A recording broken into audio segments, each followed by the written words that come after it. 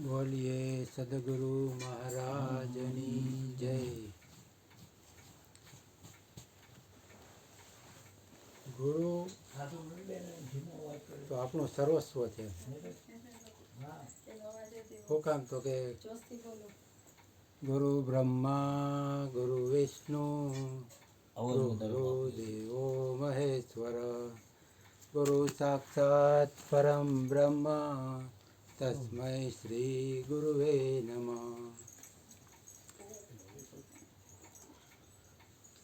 પછી એને જ લગતું બીજું તો કે गुरु मेरी पूजा गुरु भगवंत गुरु मेरा पार ब्रह्म गुरु भगवंत। એટલે સર્વસ્વ ગુરુ હોવા છતાંય આપણે શું થઈએ તો કે મહાન સંતો કબીર સાહેબ કહી ગયા છે, ગુરુ જૈસે લગ્ની કઠિન મેરે ભાઈ। આપણને ખબર છે આપણું સર્વસ્વ છે એમ ગુરુ, ગુરુ મારે સર્વસ્વ હોવા છતાંય ગુરુથી લગ્ન નથી થતી। આજે એક ભાસ્કરમાં મોરારી બાપુનો લેખ હતો, એને એ 3 વસ્તુ કીધી એમ કે ગુરુચરણ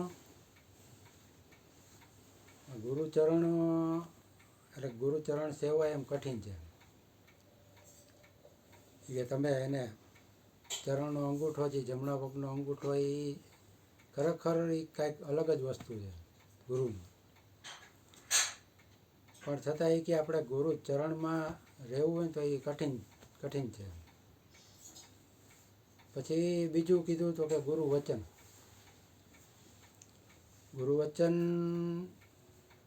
પાડવું એ અઘરું છે, ગુરુ વચન સાંભળવા હેલા છે પણ ગુરુના વચને હાલવું એ કઠિન છે। ગુરુના વચને હાલવું ને તલવારની ધારે હાલવું। પછી ત્રીજું કીધું ગુરુ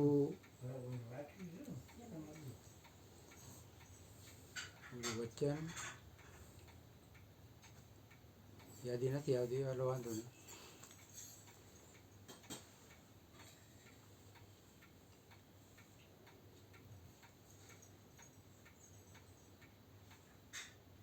ગુરુ ચરણ, ગુરુ વચન,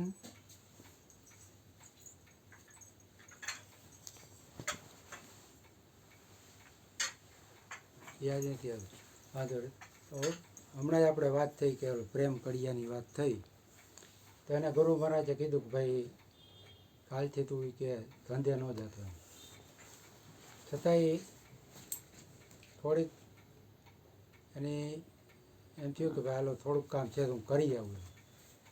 તો એટલું કામ કરવા માટે ગયું, એમાં એને લાગી લાગ્યું એટલે ગુરુ પાછા કૃપાળું જોઈએ, એને લાગ્યું છતાંય પીડા ગુરુને થઈ।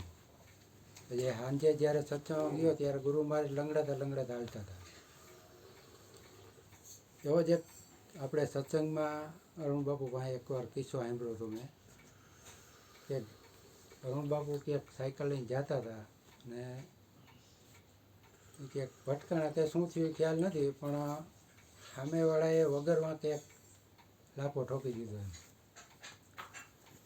એટલે પછી સાંજે જ્યારે ગુરુજીને મળ્યા ને ત્યારે એને વાત થઈ કે તમને કે પીડા અર્જીવન બાપાને થઈ ગઈ, કે વગર વાંકે એને માર્યું હતું, એવું કંઈક થયું હતું। તો એ પીડા આપણે સાંભળેલું છે એટલે કહું છું, સત્ય એમ। એટલે ગુરુ વચને હાલવું એ કઠિન પડે છે। કાલે જ મને ગુરુજીએ કીધું કે કાલ જો, પણ ગુરુ એક સત્સંગ ચાલુ થયો ત્યારે કૃષ્ણ બોલ્યા કે સદગુરુ સ્વતંત્ર છે એમ, ને ગુરુજી આપણને સ્વતંત્ર રાખે છે। કાલે મયુર બાપાએ મને ફોન કર્યો હતો કે કોઈ જાતની તકલીફ ન હોય, કાંઈ ઓલી ન હોય તોય કે સત્સંગમાં આવજો। એટલે આવા પ્રેમથી આપણને કોણ સમજાવે? ગુરુ બાંધતા નથી, એમ આપણને સ્વતંત્ર જ રાખે છે। એવું નથી કે ભાઈ તમે આજ મને એટલો હળવો રાખ્યો છે, ભલે ગુરુપદ આપ્યું છતાંય મને એટલો સ્વતંત્ર રાખ્યો છે. અત્યારે એમ છે કે ભાઈ ગુરુપદ દીધું હોય તમારે રોજ સત્સંગ કરવો જ જોઈએ, આમ જ કરવું જોઈએ, આમ જ કરવું જોઈએ, એવું કોઈ મને બંધન નથી. અને એની સહજ સ્થિતિ જ આપણને, એટલે ગુરુના વચને હાલવું, ગુરુના ચરણમાં રહેવું. બીજું હજી યાદ નથી આવતું, પણ એ હું જોઈ લઈશ કાલે. એ ત્રણ વસ્તુ ખરેખર એમ કે જીવનમાં જો બધાય સંતો ત્યાં જ રહ્યા છે ત્યારે એનો અત્યારે મહિમા છે. મોટા મોટા જે સંતો થઈ ગયા, ગુરુ ચરણે આવેલા, ગુરુ ચરણમાં રહ્યા અને ગુરુ વચને આવેલા, વચન પાડ્યું. અરુણ બાપુનું જ જોઈ, એને ગુરુ વચન આપ્યું તો સત્સંગ કરજે, એ પકડી લીધું એને. આજે આપણે કેટલા જણાને એનો સત્સંગનો લાભ મળે. તો ગુરુ વચને રહ્યા તો ને, પણ રેવાઈ જાય તો નામ થઈ જાય, કામે થઈ જાય. એટલે ગુરુ વચને રહેવું અને ગુરુ વચન પાળવું, ગુરુના ચરણમાં રહેવું, એનાથી અને એ પ્લસ સત્સંગમાં આવવાથી આપણને કાંઈ ને કંઈક લાભ થશે. ગુરુજી દયાળુ હોય કે બધાને ફોન કરીને બોલાવે ભાઈ તમે આવો આવો એમ, કોઈ ન હોય તો એમ. પછી કાલે મને કીધું હતું ને હું ન આવ્યો ને પછી કેવો વિચાર આવે તો કે વિચાર આવ્યો કે હરજીવન બાપાએ બાપભાઈને કીધું હતું હા તું આવજે એમ. કે તું આવજે.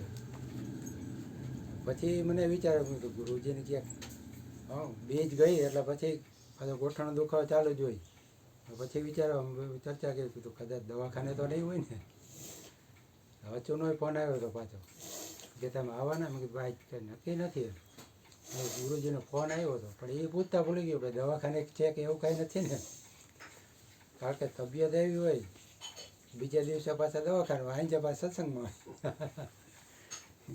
એટલે શરીરનો એને ભાવ જ નથી.